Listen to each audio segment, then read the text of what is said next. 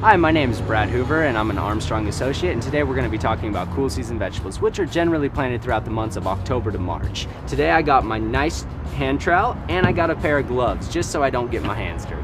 Alright, so in selecting your cool season vegetables, I got a couple starts and seeds here today.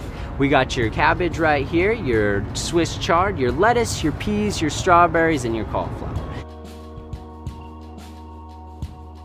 In soil preparation, we're going to do, if we're going to do seeds, we're going to do seed starter mix. What seed starter mix is just a high concentrate of peat. And what peat's good for is it really helps the roots kind of establish, gives them room to grow.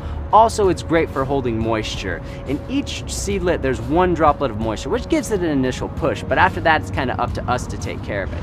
So if we're going to use pots, we're going to go ahead and use your potting soil. But if we're going to go in the ground, we're going to use your planting compost. Planting compost is mixed at a 50-50 ratio with the soil you already have there. It's very high in nutrients, so it's just used to kind of amp up your soil, get everything really going. The soils I like to use are EB Stone planting compost or EB Stone potting soil. The reason I like using those is because EB Stone makes a great soil.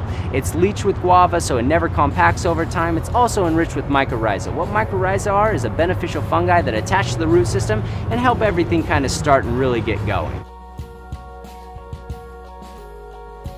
After we get done planting, we want to make sure that we really drench the plants. Make sure that there's no air pockets in the soil, nothing really going on there. In Southern California, the sun is so intense that it really dries out the top couple inches of soil just like that, so we're not going to want to water every time the top couple inches are dry. We want to water really when the plants start to need it, which generally it kind of goes from like once every 3 to 4 days, depending on what time of year it is. The best thing to do with planting these guys is to kind of put a 2-inch layer mulch around the top of them. Just kind of helps with water retention, helps so the water isn't just evaporating just like that, and it also kind of stops the weeds from coming up too, which is a benefit. The best times to water are between 4 a.m. to 8 a.m. and the reason for that is the sun isn't out, it's not evaporating it, and this water really gets a chance to soak in.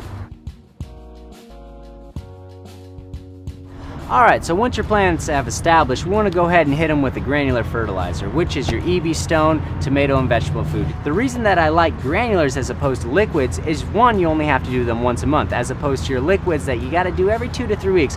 Also, when you're dealing with your vegetables or your trees and shrubs, liquids kind of give it like an energy boost, which it doesn't necessarily need. Granulars are just like slowly feeding over time. So now we've learned about your cool season vegetables. If you have any further questions on some of the vegetables, feel free to click on the links, and don't forget to stop into your nearest Armstrong Garden Center.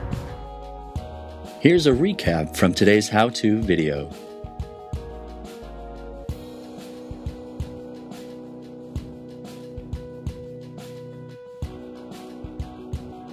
This how-to video is brought to you by Armstrong Garden Centers.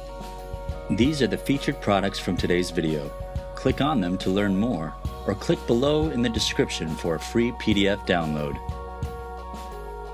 Please feel free to visit your local Armstrong Garden Center for all of your gardening needs.